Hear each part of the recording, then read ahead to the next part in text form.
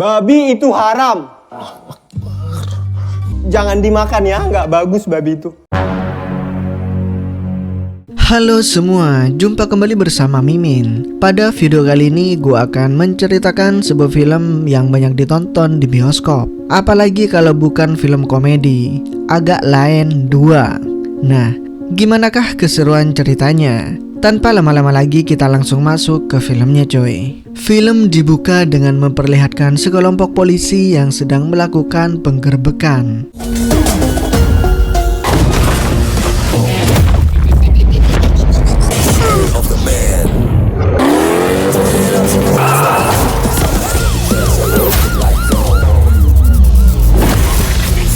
Namun setelah mereka menyelesaikan misinya cuy, Goblok!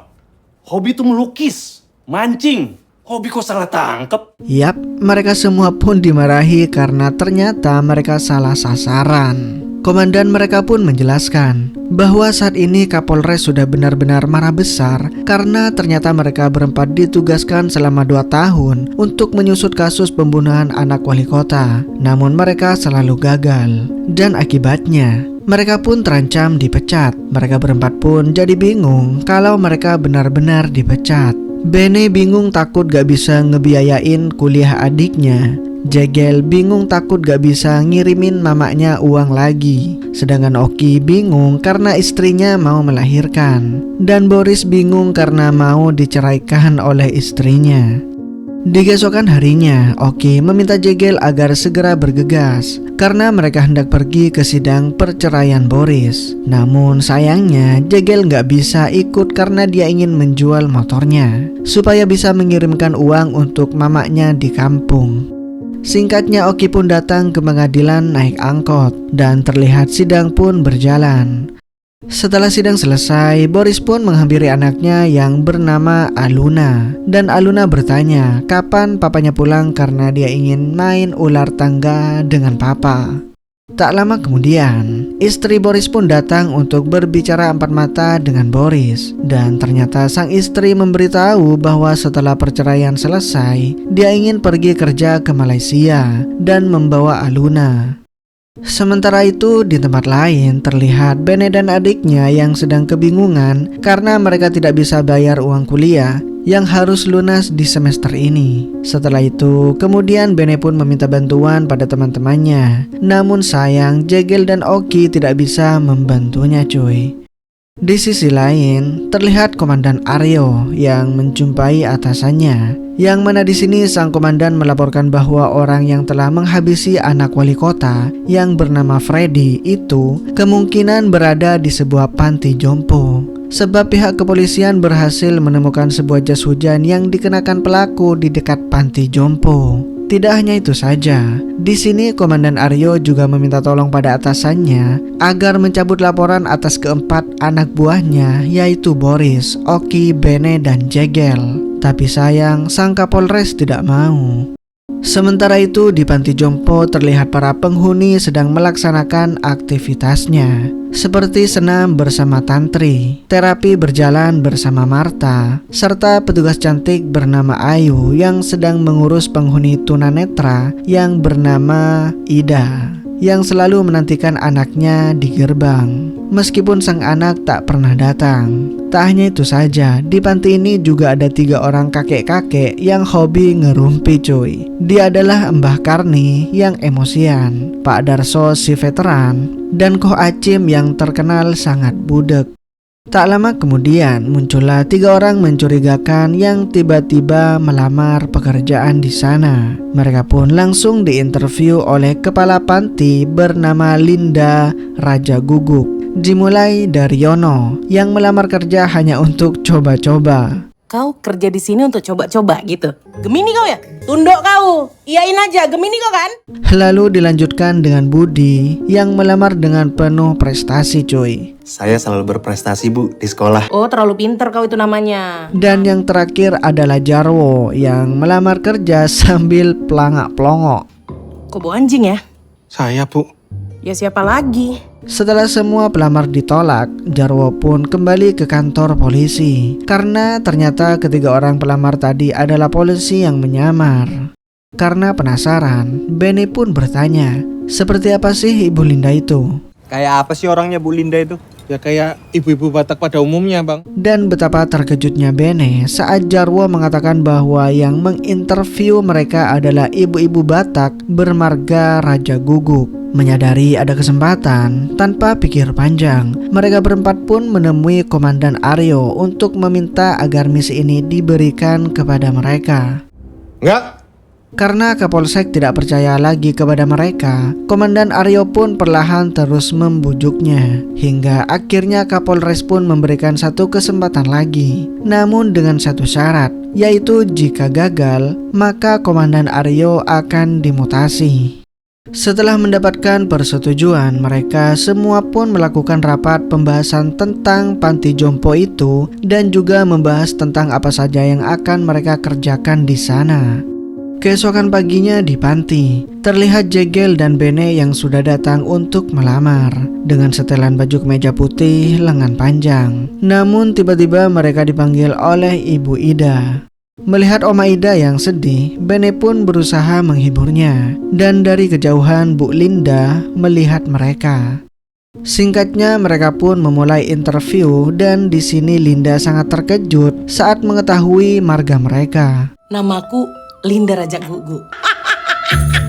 Linda terlihat sangat senang sekali ya dengan mereka berdua. Dan di sini Jegel pun menawarkan dua teman mereka lagi supaya bisa diterima kerja di panti ini. Tapi sayangnya Linda tidak bisa menerimanya cuy, karena takut tidak bisa membayar gaji mereka. Di malam harinya, Jegel dan Bene pun bercerita pada Oki dan Boris bahwa mereka sudah diterima kerja. Namun Linda hanya menerima 2 orang karyawan saja. Lalu Jegel menyarankan agar Boris dan Oki menyamar jadi kakek-kakek saja supaya bisa masuk ke dalam panti. Enggak mau loh aku jadi kakek-kakek. Namun mau gak mau ya, akhirnya Boris dan Oki pun dibawa ke kantor untuk didandani oleh seorang penata rias bernama Cantika. Sementara itu di panti, terlihat Jegel dan Bene yang sedang diperkenalkan seluk-beluk panti ini oleh Linda. Dan tak lupa, Linda juga memperkenalkan Jegel dan Bene ke para pengurus yang lain. Keesokan harinya, Bene memulai kegiatannya di panti dengan memberikan obat untuk nenek-nenek. Sementara Jegel mulai belajar ganti popok kakek-kakek cuy. Beberapa waktu kemudian, terlihat Oki dan Boris yang datang ke panti untuk ikut tinggal di panti itu. Mereka beralasan sudah tidak punya keluarga lagi. Sementara orang yang merawat mereka selama ini yaitu Mbah Wahab. Ya kita tahu, dia Komandan Aryo yang lagi menyamar juga. Linda pun dibuat terharu dengan cerita mereka. Ditambah lagi, ternyata wajah Oki dan Boris mirip sekali dengan wajah orang tua Linda yang sudah meninggal. Di sini Mbah Wahab pun berkata, jika Linda mengizinkan mereka berdua tinggal di sini, maka Linda boleh saja memanggil mereka ibu dan bapak. Tentu saja Linda pun jadi luluh coy dan menerima mereka. Keesokan harinya, Jegel pun mengantar Ko Acim ke kamarnya. Mereka pun saling curhat tentang masa lalu mereka, yang mana ternyata mendiang ayahnya Jegel adalah seorang kuli juga sama seperti Ko Acim. Tak mau Jegel merasa sedih, Ko Acim pun berkata bahwa Jegel boleh menganggap Ko Acim seperti ayahnya sendiri. Dan mendengar itu, si Jegel pun malah langsung ngerasa happy. Keesokan harinya, terlihat Kapolsek yang sedang marah-marah kepada Komandan Aryo karena hingga saat ini mereka belum mendapatkan informasi apapun. Hingga malam harinya, Aryo pun datang ke panti secara mendadak, namun belum sempat menjelaskan apapun. Linda pun langsung muncul dan bertanya-tanya kepada Pak Wahab alias Pak Aryo, kenapa dia datang malam-malam begini. Hari ini ikut temanku. Ikut demo. Mantap lah ya dapat kerjaan demo. Iya. Dan setelah Linda pergi, Aryo pun langsung memberitahu mereka bahwa komandan minta update perkembangan kasus mereka dengan batas waktu esok hari. Hingga di pagi harinya, mereka pun mulai beraksi supaya bisa masuk ruang kerja Linda untuk mencari dokumen para penghuni panti. Dan untuk mengalihkan perhatian, Oki dan Boris pun membuat keributan. Udahlah, nggak usah lagi kau sentuh-sentuh aku. Sementara itu di luar, Jegel dan Bene masih terus mengintai untuk mencari kesempatan masuk ke dalam kantor Linda sambil berpura-pura mengepel lantai. Kalian berdua bikin apa di sini? Tadi lantainya diberakin kucing. Kenapa ngepelnya harus berdua? Soalnya tadi tai kucingnya 2. Mendengar alasannya nggak masuk akal dari Jegel dan Bene, Martha pun lantas mengambil alih kerjaan itu dan menyuruh mereka berdua untuk menjemur Mbah Surip. Kembali ke Boris dan Oki, merasa aksi mereka kurang meyakinkan, Oki pun menyuruh Boris untuk lebih rusuh lagi. Namun karena Boris sudah sangat muak pada Oki, secara spontan mereka malah berantem beneran cuy. Kok main fisik kau? Tapi jangan main fisik lah. Dan benar saja, keributan itu berhasil membuat Linda keluar dari kantor. Hingga akhirnya Jegel dan Bene bisa beraksi meskipun harus meninggalkan Mbah Surip berjemur sendirian. Sementara itu, Boris dan Oki masih terus ribut. Namun kedatangan Linda akhirnya membuat mereka berhasil dipisahkan. Di sisi lain, Jegel dan Bene sudah berhasil mendapatkan dokumen data para penghuni panti ini cuy. Namun baru saja akan mau keluar, tiba-tiba Linda datang. Sementara itu, para gadis penjaga panti kini terlihat sudah tenang karena Opung Boris dan Opung Oki sudah tidak berkelahi lagi. Akan tetapi tiba-tiba mereka melihat Mbah Surip yang sudah menjadi ungu karena kelamaan berjemur. Melihat Linda keluar, Bene dan Jegel pun memanfaatkan situasi tersebut untuk ikut keluar. Namun ujung-ujungnya mereka tetap dimarahi oleh Linda coy. Maaf itu. Orang tua jadi kayak terong kalian buat. Saat malam tiba, setelah mendapatkan data itu, mereka berempat pun membahas bahwa ternyata ada 4 orang yang waktu masuknya ke panti ini bersamaan dengan kematian Freddy, anak dari wali kota itu, yaitu Koh Acim, Darso, Karni, dan Ida. Dan di keesokan paginya, mereka pun langsung menggeledah 3 kamar orang yang paling mencurigakan.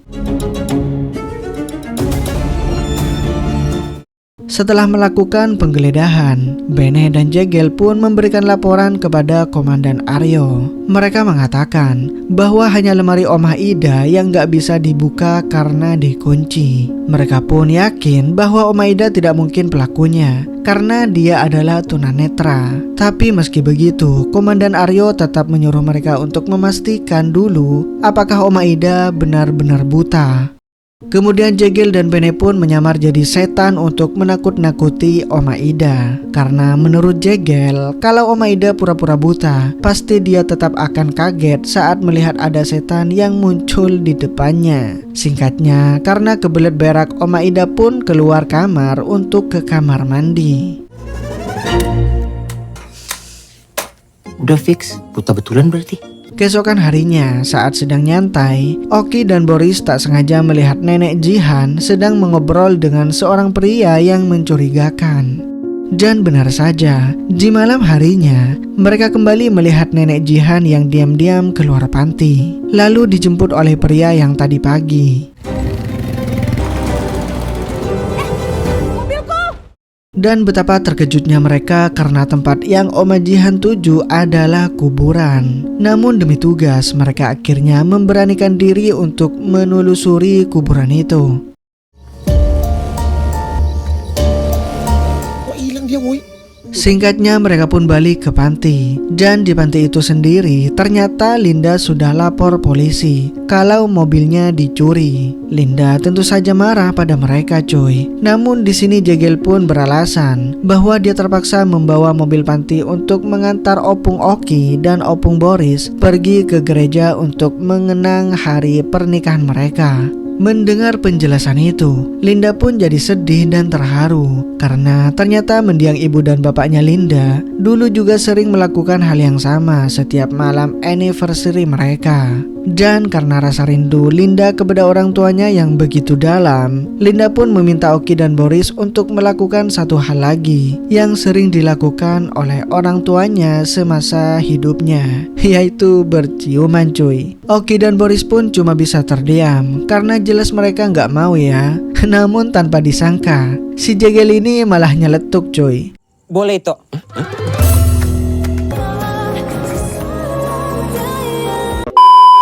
Keesokan paginya, mereka pun melaporkan kejadian di makam itu kepada Komandan Aryo. Namun di sini Komandan Aryo memberitahu bahwa sejatinya tadi malam Oma Jihan ke kuburan untuk meniup lilin ulang tahun anaknya yang sudah meninggal. Mereka pun akhirnya bingung dan tak tahu harus berbuat apa lagi untuk menemukan pelaku kejahatan ini. Hingga ketika Boris kembali mengamati rekaman CCTV, Boris pun jadi punya ide yang brilian. Aku juga nggak tahu harus apa. Aku tahu kita harus apa.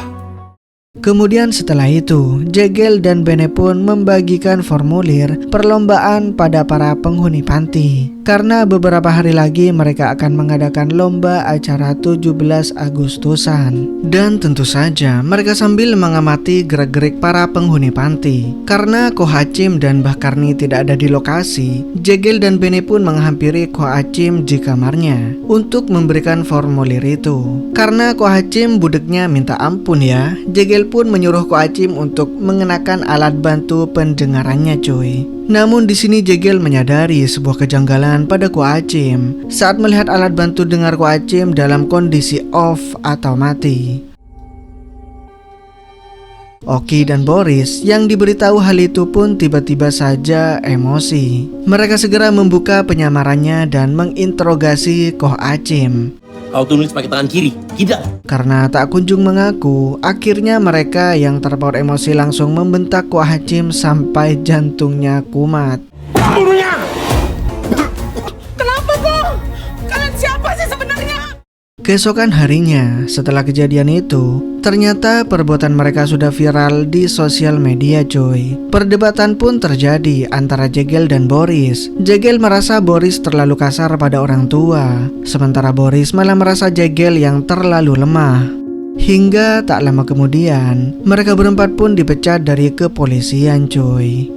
Setelah pemecatan, Jegel pun menelpon ibunya. Dia sangat malu karena dapat dipastikan kini Jegel sudah jadi bahan omongan warga sekampung. Sedangkan di gereja terlihat Bene dan adiknya yang sudah benar-benar kebingungan untuk mencari uang. Namun Bene meyakinkan adiknya bahwa pasti ada jalan dari semua masalah ini. Sementara di rumah sakit, Oki terus menggenggam tangan istrinya yang saat ini cemas karena nggak punya uang untuk melahirkan. Namun sebagai suami yang baik, Oki tetap bangkit dan tak menyerah. Sementara itu, di pengadilan, Boris harus menelan pil pahit bahwa kini dia sudah resmi bercerai dengan istrinya.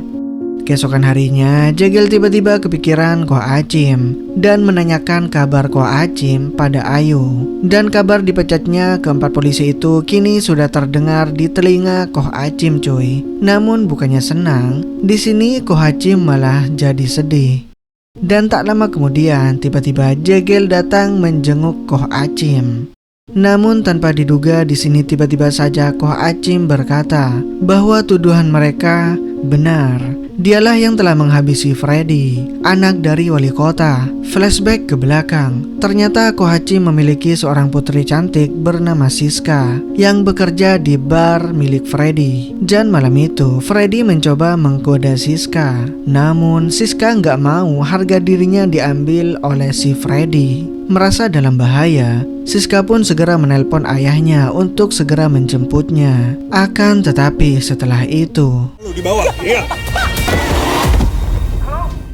tak terima dengan kematian putrinya, Ko Hachim pun mendatangi Freddy untuk meminta penjelasan. Namun Freddy terus mengelak dan menganggap itu sebuah kecelakaan kerja. Mana rekaman CCTV-nya? Saya nggak bisa kasih rekaman CCTV ke sembarang orang. Karena nggak bisa ngasih bukti, Ko Hachim pun memutuskan akan melaporkan semua kejadian ini ke kantor polisi. Ia pun segera bergegas. Dalam derasnya hujan, Ko Hachim berlari menuju kantor polisi dengan mengenakan jas hujan. Tapi tiba-tiba dia dicegat oleh Freddy yang saat itu menggunakan jas hujan juga. Lalu mencoba menyogok Ko Hachim dengan sekoper uang agar dia tidak melapor ke polisi. Namun di sini Ko Hachim menolak sekoper uang itu cuy, karena nyawa anaknya jauh lebih berharga dari sekoper uang. Dan karena tidak bisa disogok, akhirnya Freddy sang anak wali kota itu pun menyerangnya.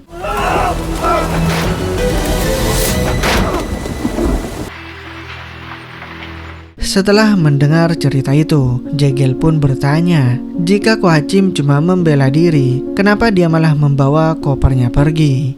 Karena merasa sangat bersalah, Ko Hachim pun akhirnya memberikan sebuah kertas, di mana di dalam kertas itu Ko Hachim telah menulis di mana dia menyembunyikan koper itu.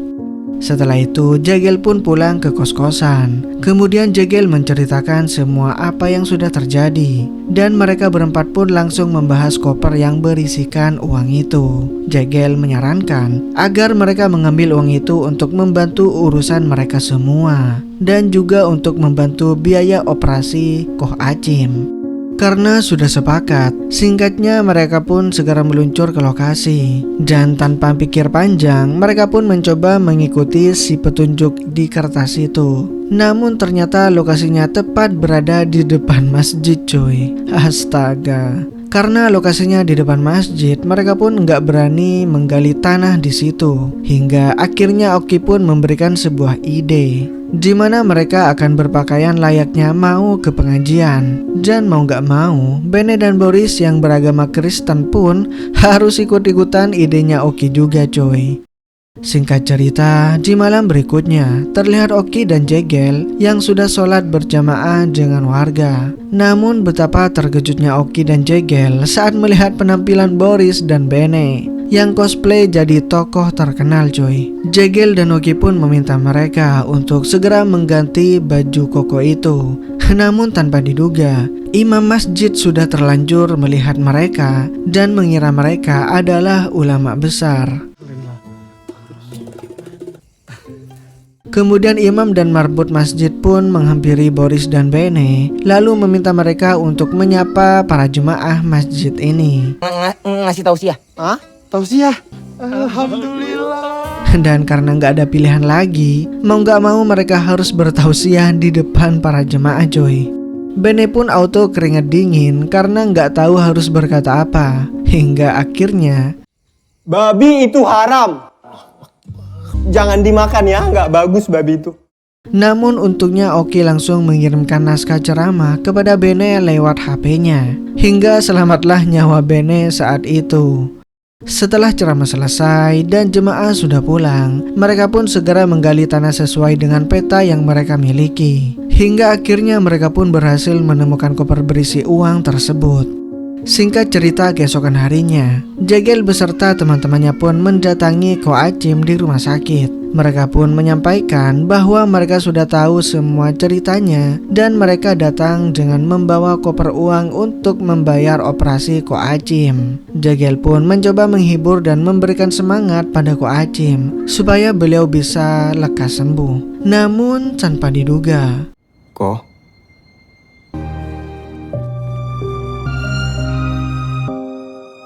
ya, saat itulah Ko Hachim pun akhirnya meninggal dunia coy.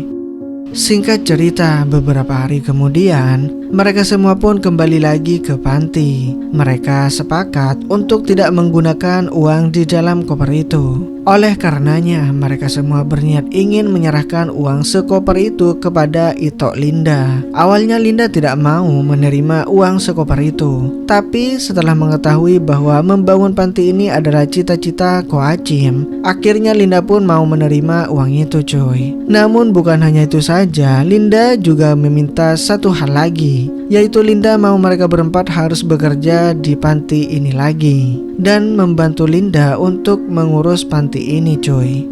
Hingga singkat cerita, mereka berempat kembali bekerja lagi di panti ini sebagai karyawan dan memulai pekerjaan yang baru ini dengan rasa senang, ikhlas dan bahagia tentunya. Hingga film pun berakhir coy.